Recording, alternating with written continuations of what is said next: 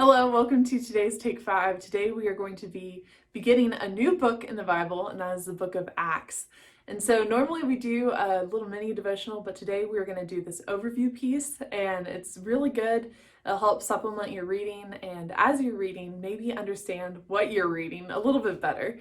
And so if you haven't joined us in previous days, I encourage you guys to start today. You have an awesome opportunity to do so as we begin this new book. And yeah, share with your friends, invite your loved ones, your family, your friends, your acquaintances, and people that you just friend on Facebook just because they asked you to. I hope you guys have a great day and enjoy this little overview of the book of Acts. The Book of Acts.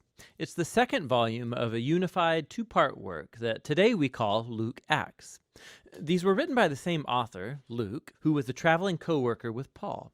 This is clear from the book's introduction, where Luke says, "I produced my first volume," that's the Gospel, "about all the things that Jesus began to do and to teach."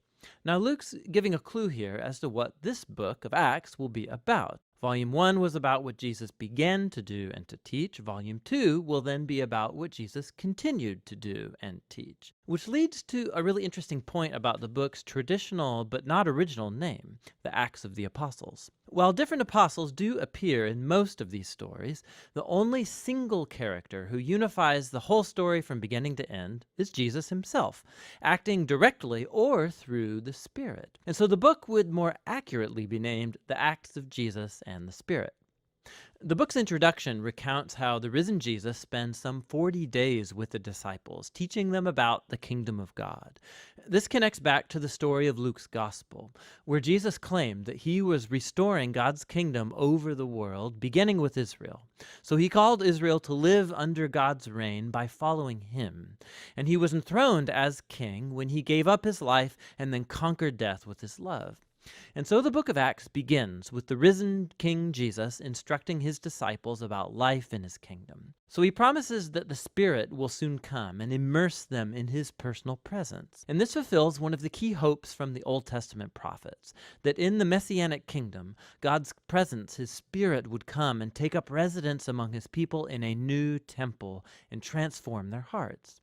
And so Jesus says, when this happens, the Spirit will empower his disciples to be my witnesses in Jerusalem, Judea, and Samaria, and to the ends of the earth. From here, Jesus is taken up from their sight in a cloud. It's an image drawn from the book of Daniel, chapter 7. It shows how Jesus is now being enthroned as the Son of Man who was vindicated after his suffering and now shares in God's rule over the world. And so he promises that he will return one day. And so the main themes and the design of the book of Acts flow right out of this opening chapter. This is a story about Jesus leading his people by the Spirit to go out into the world and invite all nations to live under his reign. And so the story will begin with that message spreading in Jerusalem and then into the neighboring regions of Judea and Samaria full of non-Jewish people, and then from there out to all of the nations into the ends of the earth.